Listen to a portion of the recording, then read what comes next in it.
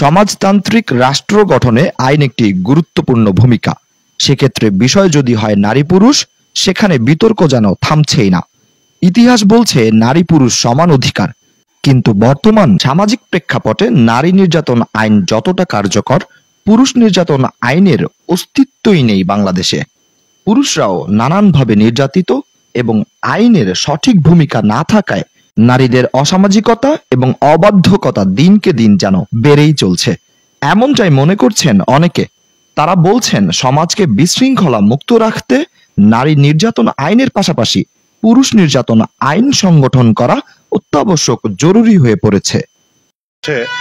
নারী নির্যাতনের আইন আছে, কিন্তু পুরুষ নির্যাতনের কোনো আইন নাই।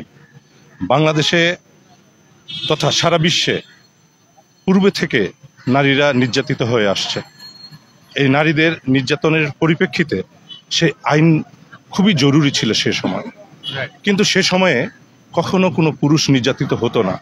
সে সময় নারীরা সবসময় ভীত সন্ত্রস্ত ছিল, কিন্তু ইদানিংকালে আমাদের পরিবেশে নারীরা যেভাবে উচ্ছৃঙ্খল হয়ে উঠেছে, সেই উচ্ছৃঙ্খলতা এবং এই পুরুষদেরকে তারা অনেকভাবে নির্যাতিত করছে। তো আমরা পুরুষদের পক্ষ থেকে এটাকে তীব্রভাবে নিন্দা জানাই এবং বাংলাদেশ সরকারের কাছে আমরা আবেদন করছি পুরুষদের পক্ষ থেকে যেন এমন আইন করা হয় যেন পুরুষ নির্যাতন বাংলাদেশ থেকে চিরতরে বন্ধ হয়ে যায়, এবং যারাই এই পুরুষদের উপর নির্যাতন করবে তাদের যেন সেই নারী নির্যাতনের যে আইন আছে তার থেকে আরো বড় আইন করে তাদেরকে কঠোর শাস্তিমূলক ব্যবস্থায় নিয়ে আসার জন্য আমি আহ্বান করব বর্তমান সরকারকে। ভিন্ন মতে অনেকে আবার মনে করছেন নারী পুরুষ সমান অধিকার পরিচয় বিরাজ করায় নিরপেক্ষ থাকা উচিত। আইনের দরজা প্রয়োজন নেই নারী নির্যাতন নামক কোনো বিশেষ আইন, বরং নাগরিক হিসেবে নারী অথবা পুরুষ যেই নির্যাতিত হোক না কেন, আইন যেন সেখানে নিরপেক্ষ ভূমিকা পালন করে।